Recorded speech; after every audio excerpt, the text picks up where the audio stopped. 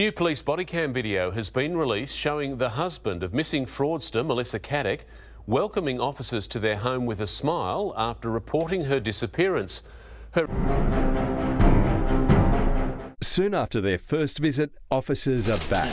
Hey, Anthony. Yes. G'day, I'm Sergeant Riley. I'm the one who spoke to you on the phone. And I'm just a bit concerned. Can we go upstairs and have a chat? Concerned with inconsistencies in his story. Look, Anthony, I'll be honest with you. I'm a bit worried that you're not telling me the full story about what's going on. This is the full story. Yeah, like I said. The story seems to be chopping and changing a little bit. Police go right through the $15 million Dover Heights mansion. That's your one? Yes. Nice. Looking for any sign of foul play. Keep all these doors locked, do you? Well, you can't be too careful. Laundering money, like on the Netflix series Ozark, relies heavily on cash-based businesses. In Season 1, Marty Bird needs to clean $8 million for the Navarro drug cartel. He buys two businesses with high operating costs that are in desperate need of renovations.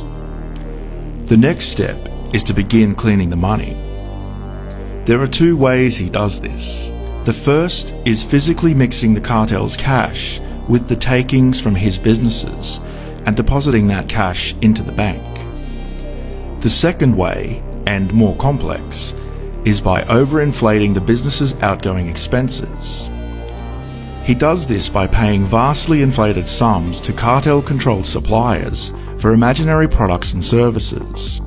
For example, while renovating the Blue Cat Lodge, he ordered 100 times the amount of car. Why would they let a very, very drunk girl in a cocktail dress into Parliament House at 1 o'clock in the morning? This is the actual security vision from the night. So it was clear to the security guards that you were drunk? Yeah, very much so. She did not appear to be heavily intoxicated whatsoever. You told police that you thought she was moderately drunk, is the word you used to them. 7 out of 10. What does that mean? Tipsy, but functioning, aware of surroundings, able to make decisions, not blackout drunk. And I know that the CCTV footage shows that. It's part of San Francisco's public health strategy called harm reduction, taking steps to reduce the negative consequences of using drugs. Aluminum foil. This is a lot of it. What is it used for? This is used so they can put their fentanyl on here, and then they burn it and they smoke it through a straw. Shit, that is past the law. They don't take you to jail for stealing no more. You get cited and released. They damn near making it easy. You know what I mean? Yeah. So that's why everyone off dope come to the city. It's easy to be on dope. A dead baby that was sent in the post almost 60 years ago has been exhumed from a Darwin cemetery as an Australian family hopes to solve one of the nation's most gruesome cold cases. It's a grisly mystery that has baffled police for 6 decades. A dead baby addressed to someone named Jay Anderson with a fake return address was posted from Melbourne to Darwin in 1965. The parcel went unnoticed, sitting at a Darwin post office for 8 days until staff questioned its putrid smell. Inside the seeping package, wrapped in newspaper, was a decomposing body of a baby, with its umbilical cord still attached and a stocking wrapped tightly around its neck. An investigation by the Missing podcast has revealed the package was likely sent to a former AFL player, Jimmy Anderson, and his daughter has offered to supply DNA.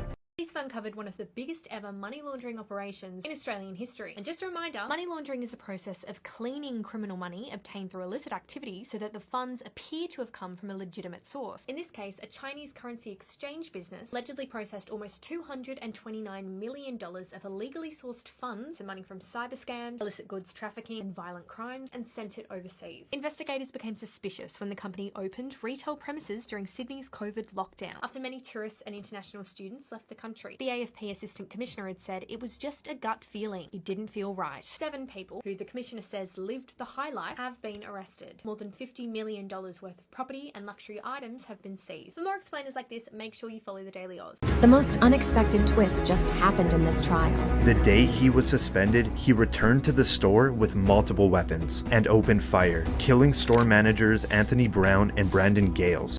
He also shot an officer who survived due to his bulletproof vest. Abram admits to all crimes. And that's you shooting him, right? Yes. And you admit that you shot him in cold blood? Yes. You shot him again, didn't you? Yes.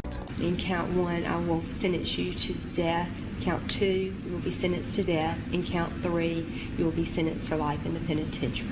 As Abram hears that he will be receiving the death penalty, he stands silently, where he now sits on death row awaiting his execution. See the moment that left even the judge speechless. Trials have been going on for years due to Rhodes' erratic behavior, starting with blowing kisses to people in the courtroom, which included the family of the victims, and next, making hand gestures. Ma'am, look at me, ma'am! Mr. Rhodes, you're smiling. I don't know why you're smiling. Because I can. It's not a crime to smile. I would suggest you do what helps you, not what hurts you. Okay.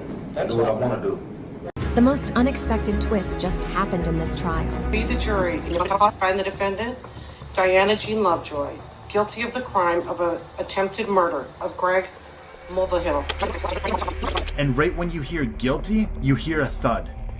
Guilty of the crime of conspiracy to commit murder. It silenced the courtroom, aside from hearing her family cry in the background. Alright, we're gonna need to take a break. She then is brought onto the floor. And when medics bring her out, she still appears to be passed out. But doctors later found out she had only fainted. Weldon McDavid received 50 years to life in prison because he was the one that pulled the trigger. And Diana was sentenced to 26 years to life in prison.